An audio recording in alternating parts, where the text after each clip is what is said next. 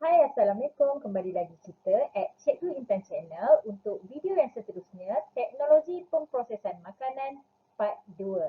Okey, so jom kita tengok apa yang kita nak belajar hari ni.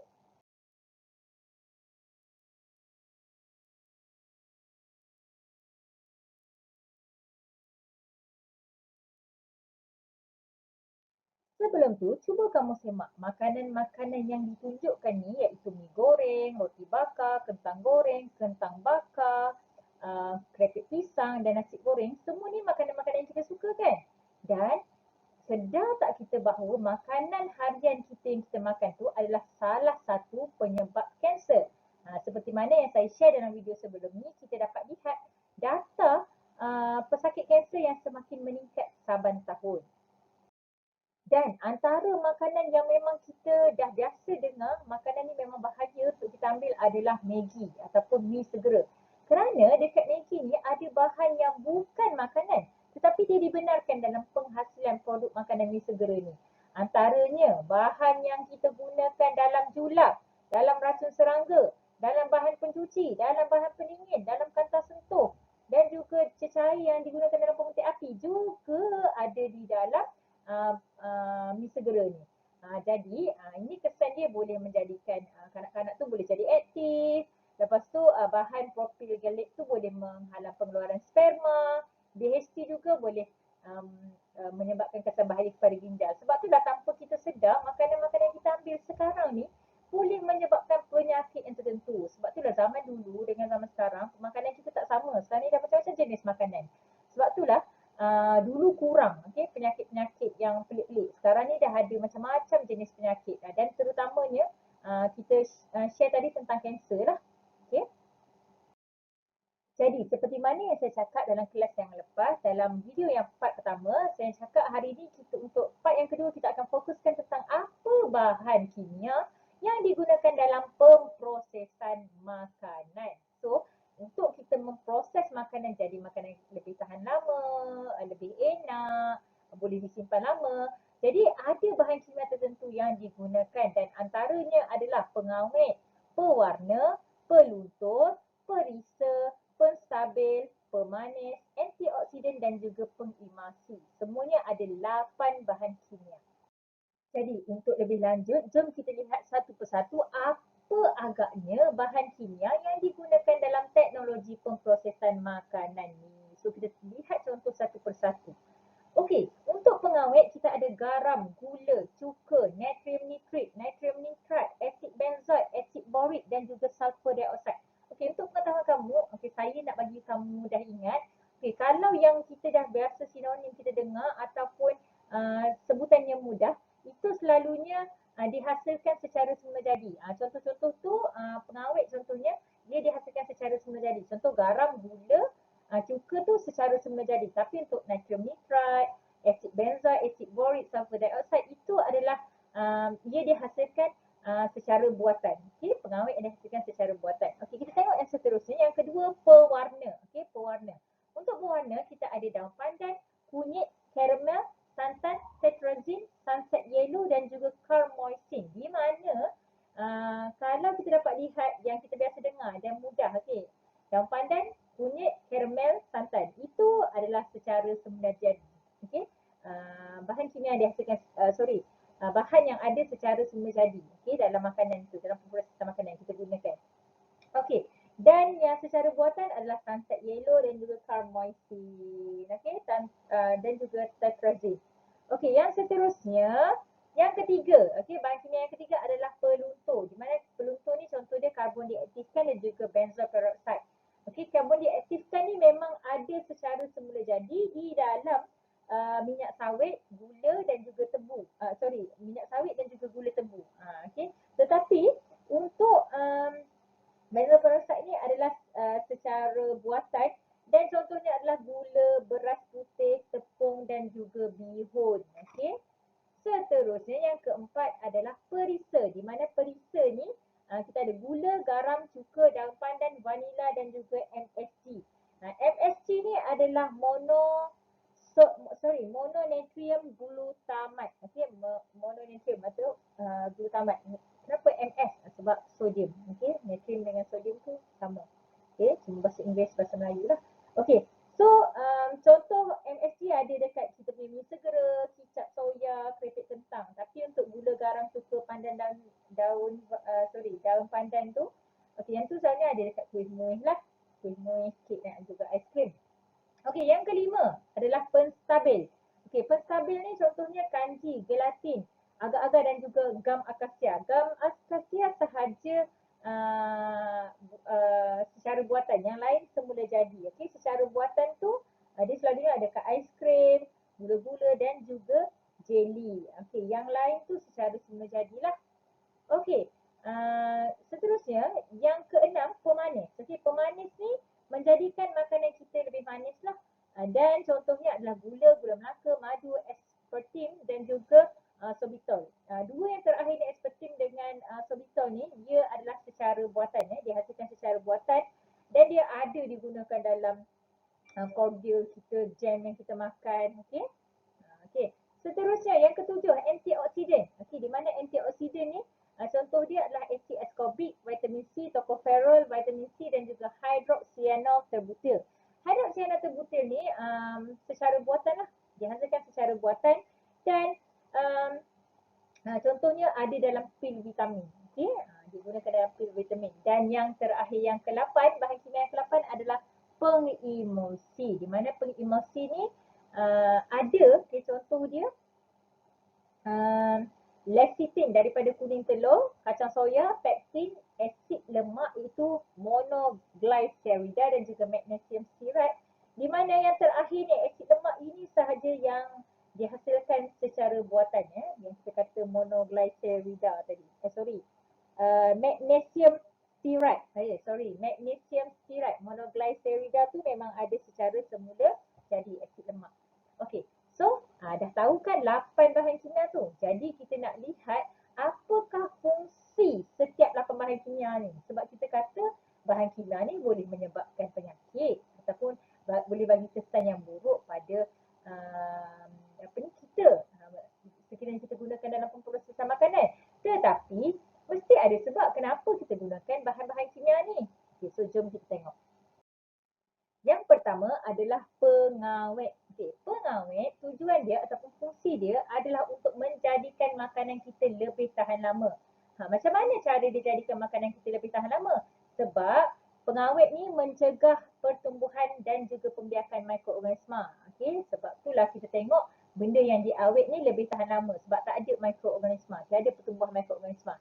Dan ia boleh mengurangkan kerosakan makanan. Sebab itulah kamu tengok ada banyak yang diawet ataupun barang benda yang lama yang diawet untuk dipastikan kekal sampai sekarang. Jadi benda tu yang ada dalam makanan kita kadang-kadang, bahan pengawet ni. Okay, untuk menjadikan makanan kita lebih tahan lama. Okey, yang seterusnya, yang kedua adalah pewarna. Okey, apa tujuan pewarna? Pewarna bertujuan untuk menambah warna dalam makanan kita. Contohnya kalau awak dah ada pandan untuk buat kuih seringka tapi awak perlukan warna yang lebih cantik, lagi hijau lagi, kamu letakkan pula pewarna. Contohnya kamu nak buat kek ataupun nak buat kuih, nak bagi warna dia lagi cantik, bermacam-macam warna. So kita tambah juga pewarna. Dan juga selain daripada itu, ia boleh menjadikan makanan kita kelihatan menarik. Itu sudah pastinya lah. Dan yang seterusnya, dia boleh melambangkan jenis variasi makanan. Sebab kita tahu, contohnya kita ada kuih Sri Ayu yang ada nyor dekat atas tu, ada kelapa dekat atas tu. Kemudian bawah dia tu warna hijau kan. Okay, kalau warna dia putih tak nampak Sri Ayu pula. Sama juga dengan kuih lain. Okay. So setiap kuih tu dia dah ada warna yang tersendiri. Jadi warna yang kita gunakan boleh melambangkan jenis variasi makanan tersebut. Okey, yang seterusnya, yang ketiga adalah peluntur. Okey, apa tujuan peluntur? Peluntur boleh melunturkan warna asal makanan, tujuan dia, dan juga boleh menjadikan makanan kita kelihatan lebih bersih. Contoh yang kita guna peluntur ni adalah pada minyak sawit, gula tebu, gula, beras, tepung dan juga bihun. Sebab kalau awak perasan gula ni daripada tebu kan sebenarnya, manis tebu tu. Jadi warna dia kan tak cantik. Jadi dia nak hasilkan itu adalah gula. Kita tahu gula tu warna putih. So dia gunakan peluntur. Sama juga dengan beras ataupun tepung, kita nak nampak dia lebih cantik, bukan warna kekuningan tepung ubi tu. Jadi kita gunakan peluntur. Okay, so itu adalah fungsi ataupun tujuan kita gunakan peluntur. Yang seterusnya, yang keempat adalah penggunaan perisa. Okay, perisa. Okay. Perisa tujuannya adalah untuk meningkatkan rasa makanan. Okay. Contohnya kalau tak ada perisa dalam sesuatu makanan, awak buat puding ataupun buat daging, tak ada perisa, tak ada rasa, tak best lah. Kan? Sebab tu ada puding perisa mango, perisa honeydew, perisa coklat dan sebagainya lah untuk meningkatkan rasa makanan. Dan dia menjadikan makanan kita lebih sedap dan juga wangi.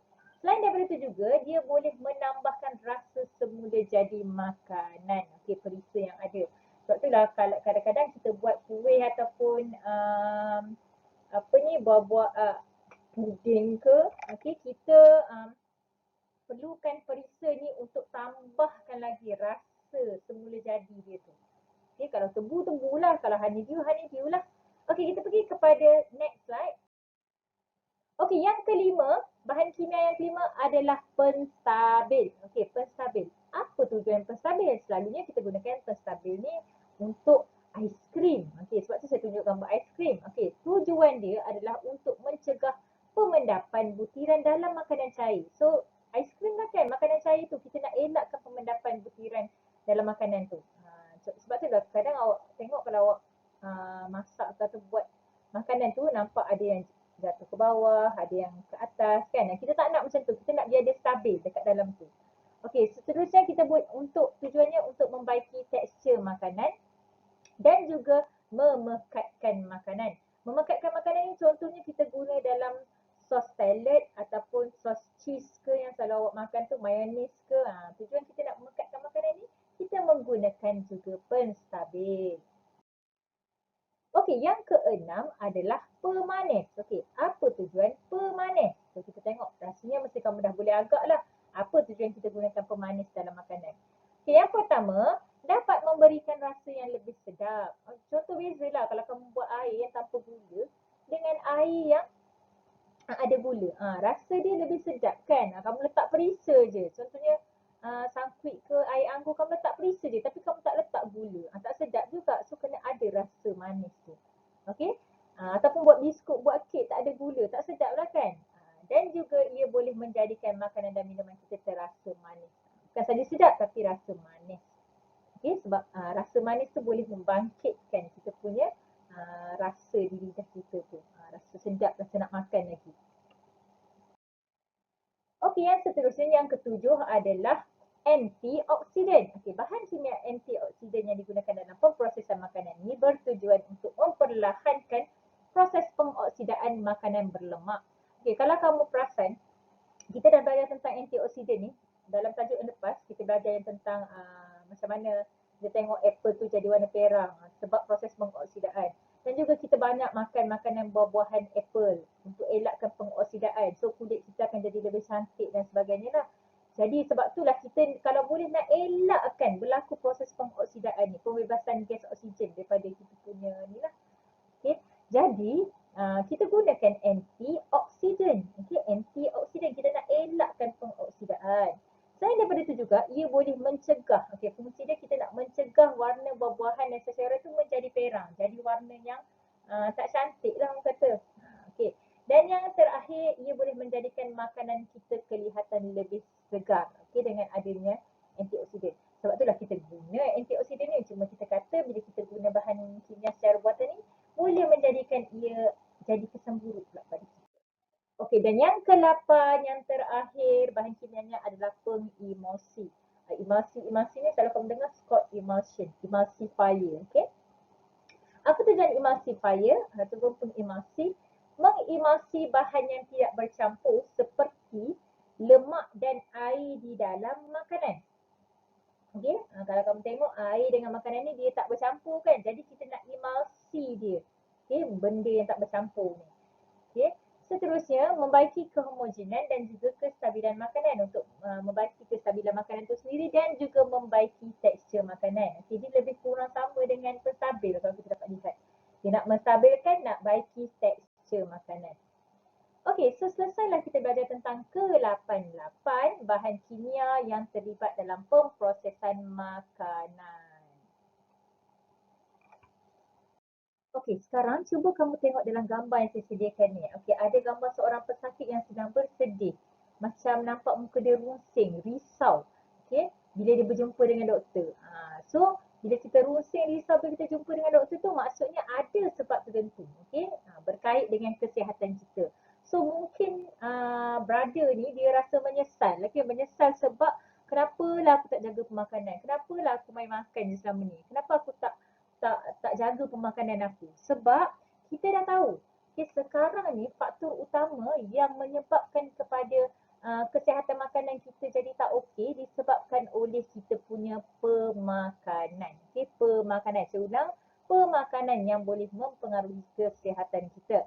Jadi, antara kita akan lihat satu persatu impak ataupun kesan buruk bahan kimia makanan yang kita ambil tadi terhadap kesihatan kita. Dan saya akan fokuskan daripada 8 tadi, saya akan fokuskan 6 bahan kimia yang menyebabkan impak kepada kesihatan badan kita. Yang pertama pengawet, yang kedua pewarna, yang ketiga peluntur, yang keempat perisa, yang kelima pemanis dan yang keenam antioksidan. So kita akan lihat satu persatu apa risiko penyakit yang kita akan dapat sekiranya kita tidak mengawal pengambilan bahan-bahan kimia dalam pemprosesan makanan ni.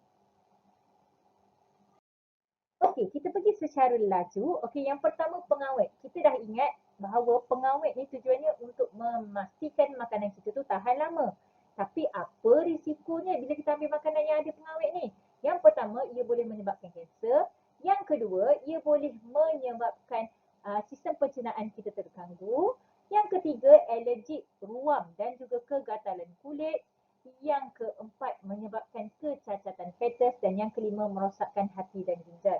Okay, saya nak sebut sikit tentang kecacatan fetus ni. Okay, kalau kita perasan, sebab itulah ibu hamil yang kita kena check up setiap bulan tu, dia memang guide kita dari segi pemakanan kita. Okay, siap dia bagi garam iodine tu lagi kan untuk kita. Untuk kita jaganya pemakanan kita. Dia nasihatkan kita apa yang kita kena ambil di awal kehamilan, di pertengahan kehamilan sampai di akhir. So, sebab apa jadi macam ni? Sebabnya fetus di dalam kandungan atau baby dalam kandungan tu, fetus lah kita panggil, dia menyerap sepenuhnya apa yang diambil oleh ibu. Jadi disebabkan itulah ibu memang digalakkan untuk ambil daging-daging yang segar, makanan yang segar, minuman susu segar. Ya, kita elakkan makanan yang dalam tin macam ni, okey, ataupun Maggi lah terutamanya memang tak boleh lah, makanan yang ada MSG dan sebagainya. So kita kena betul-betul jaga pemakanan kita sebab ia daripada dalam kandungan kita lah. So sepenuhnya dia akan serap daripada ibu. Dijaga pemakanan, okey. Inilah kesan-kesan pengawet terhadap kita. Okey, yang seterusnya, yang kedua adalah pewarna. Apa kesannya? Kita tahu pewarna ni tujuannya untuk bagi makanan kita nampak menarik, kan? Okey, so kesan dia adalah menyebabkan kanser, okey, menyebabkan kemandulan, menyebabkan keracunan makanan dan juga merosakkan hati dan juga ginjal kita. So ini adalah kesan-kesan pewarna lah. Jadi elakkan pewarna juga dalam makanan kita. Okey, yang ketiga adalah peluntur. Okey, peluntur. Tujuan peluntur adalah untuk menghilangkan warna asal makanan tadi dan kesannya adalah ia boleh menyebabkan kanser dan juga ia boleh menyebabkan keracunan makanan. Okey, dan yang keempat adalah perisa. Penggunaan perisa yang kita kata tadi tujuannya untuk bagi rasa sedap pada makanan kita. Okey, kesan perisa ni kepada kita adalah boleh menyebabkan penyakit kanser, boleh menyebabkan tekanan darah tinggi, boleh menyebabkan sakit jantung, boleh menyebabkan kerecatan otak pada kanak-kanak dan juga boleh menyebabkan hati dan ginjal kita rosak. Kalau kamu perasan daripada awal sampai akhir ni, kesan-kesan ni banyak kepada kanser. Okay, banyak kepada kanser dan juga rosakkan hati dan juga ginjal. Okay. Okay. Seterusnya, yang kelima, pemanis. Okay. Penggunaan pemanis dalam pemprosesan makanan ni kita tahu tujuannya untuk memberi rasa yang manis, rasa yang sedap pada makanan kita. Tapi kesan dia adalah yang pertama kanser, yang kedua diabetes mellitus, yang ketiga alergi ruam dan juga kegatalan kulit, yang ketiga obesiti dan yang keempat merosakkan hati dan juga ginjal. Okey.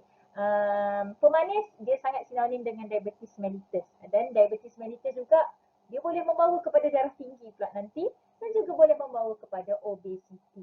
Okay, jadi bukan saya kata tak boleh ambil langsung pemanis dalam makanan, boleh, tapi kita kena kawal. Okay, pemakanan kita tu kena jaga dari segi kandungan gula. Okay, bila kandungan gula yang terlalu tinggi dalam darah kita, itu menyebabkan insulin yang sedia ada dalam badan kita tu dah tak boleh tukarkan, okay, glukosa tadi. Jadi bila dah tak dapat menampung, sebab itulah kandungan gula dalam darah jadi tinggi. So kita akan jadi diabetes mellitus, kencing manis.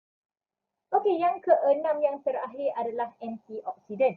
Penggunaan antioksidan ni kita tahu tujuan dia kita nak elakkan makanan kita tu jadi bertukar menjadi perang. Jadi kesan antioksidan ni sekiranya ada dalam pemprosesan makanan kita, banyak dalam pemprosesan makanan kita, dia boleh merencatkan pertumbuhan badan kanak-kanak. Okey, tengok tu tak cukup ketinggian. Okey, boleh merosakkan hati dan juga ginjal, dan juga ruam serta kegatalan kulit. Jadi daripada sini serasa saya dah lengkap lah. Untuk part 2 ni kita dah belajar tentang apa bahan kimia yang ada dalam pemprosesan makanan, yang digunakan dalam pemprosesan makanan, dan juga kesan ataupun impaknya terhadap kesihatan badan kita. Jadi kamu sendiri kena buat pilihan, kena kawal pemakanan kamu untuk pastikan kesihatan badan kamu sentiasa terjaga dan terjamin. Jadi macam biasalah, untuk setiap kali kelas akan saya sediakan tugasan untuk kamu sebagai latihan tubi dan juga pengukuhan. Okey. Okey. Jadi tugasan yang pertama adalah kamu perlu menjawab soalan kuis Google Form pada link ruangan description. Okey, link ruangan description saya akan sediakan link soalan lah. So kamu boleh cuba jawab soalan untuk test kefahaman kamu.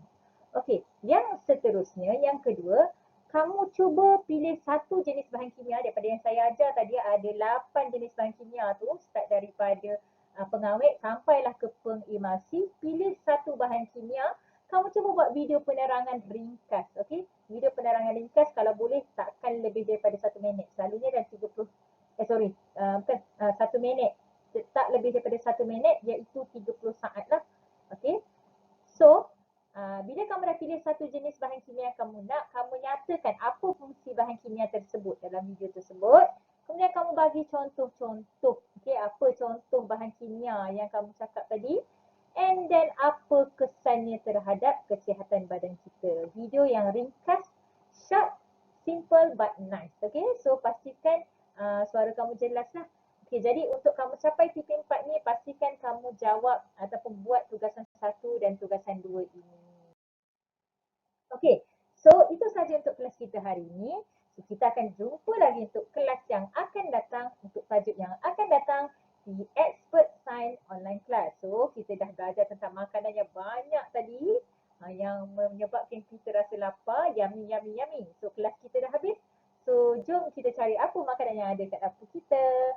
Dan jangan lupa, sekiranya kamu rasa video cikgu ni bermanfaat, jangan lupa tekan button like, share dan subscribe, dan ikuti video-video yang seterusnya di Cikgu Intan Channel. Assalamualaikum. Bye.